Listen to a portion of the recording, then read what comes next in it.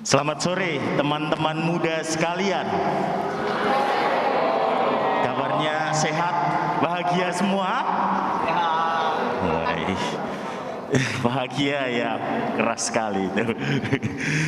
Saudari dan saudara terkasih, saya minta izin saya di sini untuk memberikan ya beberapa pesan ataupun homili biar lebih dekat dengan anak-anak muda ini.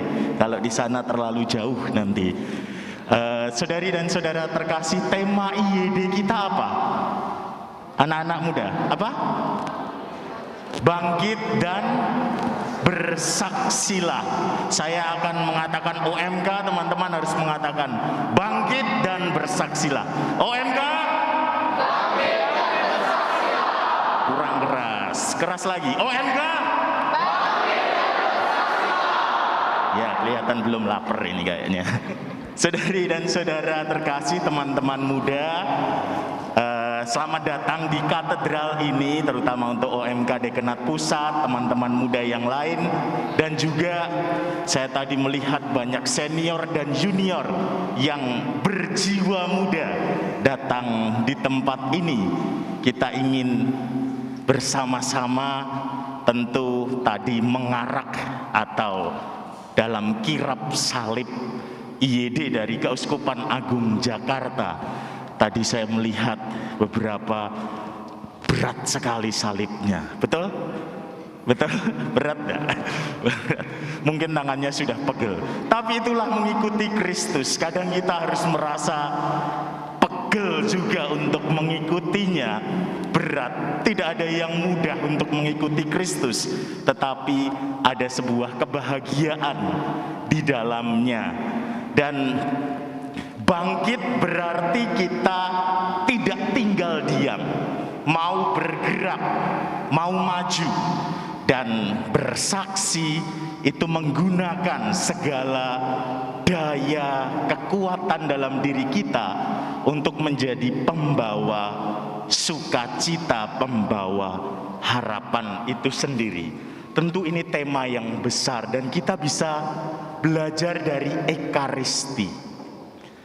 Hari ini kan kita juga gereja merayakan hari raya apa ini? Anak-anak muda, hari raya apa? Tubuh dan darah Kristus, yang ingin mengingatkan mengenai makna Ekaristi. Ekaristi memiliki makna dasar syukur. Syukur karena kita dekat dengan Allah, kita menerima Kristus sendiri, dan akhirnya kita mau diutus. Dalam Ekaristi itu ada berapa bagian? Ada yang tahu? Ada berapa bagian? Ada yang tahu? Kok terdiam langsung? Ada yang tahu? 1, ritus pembuka. 2, liturgi sabda. 3, liturgi Ekaristi. Dan terakhir, liturgi atau ritus penutup. Ritus penutup. Jadi ada 2 bagian besar, liturgi sabda dan liturgi Ekaristi, yang diawali dengan ritus pembuka dan diakhiri dengan ritus penutup sendiri. Saya selalu membayangkan begini. Dalam Ekaristi itu sebelum masuk kita mengambil air suci, artinya kita diingatkan kembali akan makna baptisan yang dimana kita disucikan seluruh diri kita. Lalu dalam dalam ritus pembuka kita disiapkan seluruh diri kita untuk masuk di dalam liturgi sabda, di mana dalam liturgi sabda kita diajak untuk kembali pada sejarah keselamatan.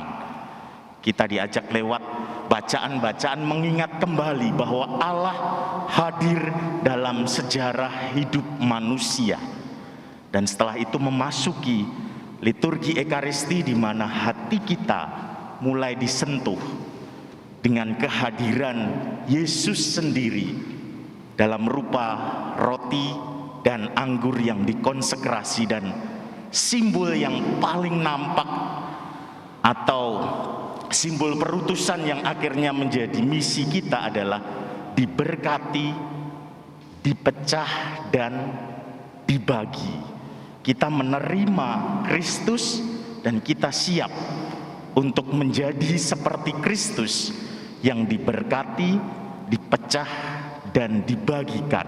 Maka hati kita disiapkan untuk itu, dan dalam ritus penutup kita diberkati dan diutus untuk bergerak keluar membagikan sukacita itu sendiri. Maka di situ kita bisa belajar bangkit dan bersaksi lewat Ekaristi. Kita datang, disucikan hati kita, dengan pikiran kita diingatkan sejarah keselamatan, dengan hati kita disentuh kehadiran Allah hadir, dan kita diutus untuk membagikan sukacita itu sendiri. Maka di sini teman-teman muda memiliki peranan pula, bahwa Paus Fransiskus di dalam salah satu dokumennya yang saya senang sekali mengutip ketika misa kaum muda, apa judulnya? OMK Dekanat Pusat pasti tahu. Apa dokumen Paus Fransiskus tentang anak muda? Ada yang tahu? Nanti kalau nggak tahu setelah ini di search ya. Christus Vivit. Kristus Vivit, Kristus yang hidup. Di dalamnya Paus mengatakan anak muda bukan hanya masa depan gereja, tetapi masa kini gereja. Di situ ingin ditegaskan oleh Paus Fransiskus bahwa anak-anak muda bisa menjadi saksi sukacita sejak sekarang, bukan nanti, tapi sejak sekarang. Bagaimana menjadi saksi sukacita itu sendiri? Tentu harus mengalami sukacita dulu. Di dalam Ekaristi kita mengalami kehadiran Allah, dan itulah sumber sukacita bagi kita semua, dan terutama anak-anak muda. Dan setelah Ekaristi kita diutus membagikan sukacita itu, maka anak-anak muda bisa berperan dalam membagikan sukacita lewat banyak hal di setiap aspek kehidupan. Yang jadi mahasiswa menjadi saksi sukacita dengan keterlibatannya di dalam kegiatan mahasiswa, dengan mempelajari ilmu yang sedang digulati sehingga bisa berguna bagi masyarakat. Yang sudah bekerja menjadi saksi sukacita di tempat kerjanya, bukan menjadi sumber konflik, tetapi menjadi sumber yang memberikan solusi-solusi kreatif bagi tempat bekerjanya. Dan anak-anak muda saya yakin memiliki media sosial semua. Ya kan? Betul? Memiliki sosial media. Sosial media menjadi sarana yang efektif untuk membagikan sukacita itu sendiri. Lewat apa? Lewat kreativitas anak-anak muda. Pengalaman di katedral, banyak anak muda yang bisa memberikan kreativitasnya lewat media sosial.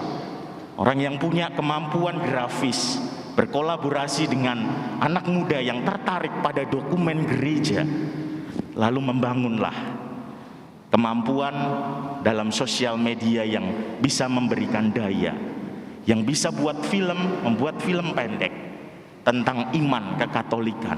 Saya kira teman-teman muda di Dekanat Pusat dan juga semua bisa berperan penting di sini, sehingga sosial media bukan hanya menjadi sarana untuk pamer atau flexing saja, tetapi bisa digunakan untuk sarana edukasi iman.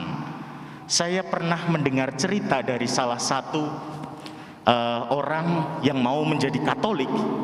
Salah satu hal yang dia temukan adalah ketika bergulat dan lain-lain dan membuka sosial media, ada beberapa peneguhan. Saya kira inilah bentuk sukacita, membagikan sukacita itu juga dalam kehidupan sehari-hari.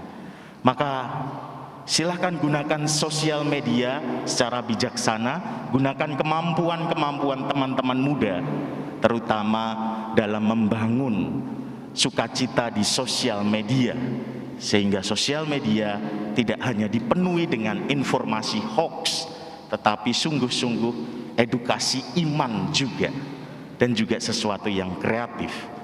Tadi saya melihat ada simbol yang menarik yang mungkin nanti akan dibawa di persembahan, di mana ada sosial media dari 6 paroki di Dekenat Pusat ini. Semoga persembahan itu nanti juga bisa berujung pada perutusan, yaitu membagikan sukacita lewat sosial media.